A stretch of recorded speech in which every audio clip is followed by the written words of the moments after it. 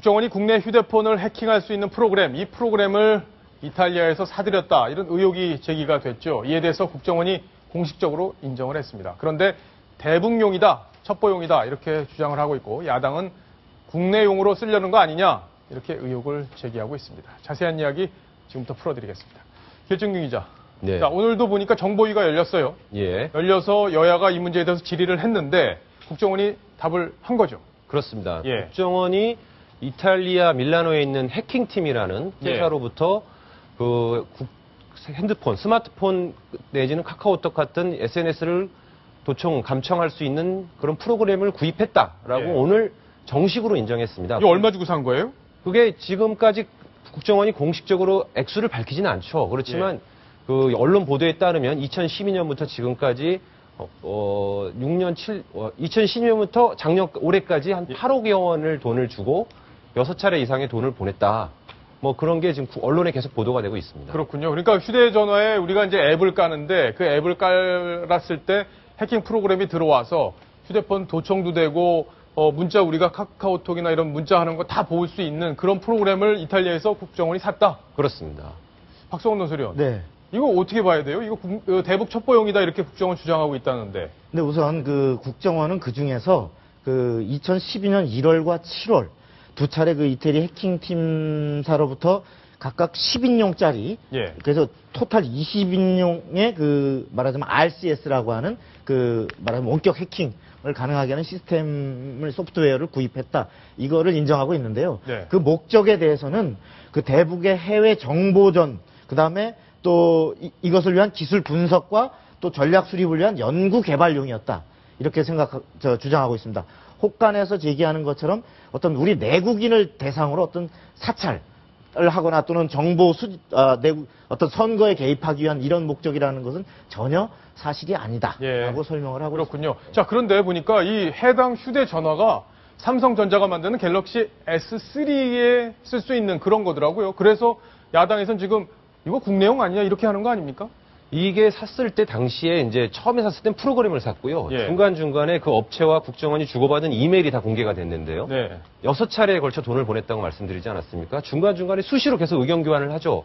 근데 그때 갤럭시 S3, S6 신제품이 나올 때마다 이것도 가능하냐라고 계속 문의를 했던 거죠. 그랬군요. 그리고 그쪽 이태리 측 업체 해킹팀이라는 업체에서 테스트해서 결과를 알려주겠다. 이런 메일 같은 것들이 다 같이 공개되면서 그렇다고 하면 이거는 국내에서 사용하기 위한 대북 감청이 아니라 국내 민간인 감청용 아니겠느냐라고 언론과 야당에서 의혹을 제기하고 있습니다. 자, 오늘 이 부분에 대해서 오늘 이제 제가 무슨 국정원 무슨 대변인이 아니고 오늘 네. 정보위에서 이 부분에 관해서 이제 답변이 있었습니다. 예. 그리고 그거 지금 들으려고 그러는데. 예. 그럼 들어보죠 한번. 네. 예, 일단 오늘 국정원장이 국회에 왔습니다. 그래서 정보위에서 브리핑을 쭉 했습니다. 여야 의원들이 질의를 했죠. 당연히 이 문제 의혹도 제기했는데 이에 대해서 답을 했는데 이 내용을 여야 간사가 나와서 기자들에게 다시 설명하는 장면을 지금부터 보시겠습니다.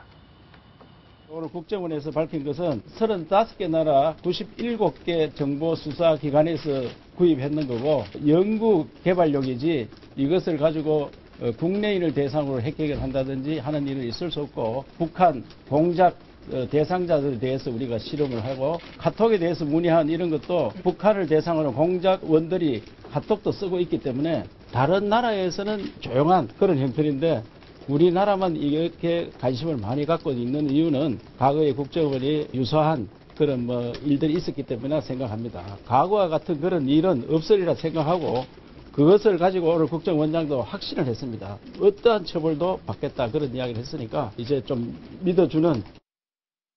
자, 지금이 어떤 시대인데 국정원이 국민을 감청하겠습니까? 그렇게 확실히 믿어야 될 텐데 걱정하는 분들도 많은 건 사실이에요. 사실 과거에 국정원이 그 어떤 그 휴대전화 도청이라든지 또 유선전화 도청 의혹에 대해서 아니다라고 했는데도 실제로 도청을 한 사례, 도감청을 불법적으로 한 적이 있었기 때문에 국민의 사실 불신이 있는 건 틀림없습니다.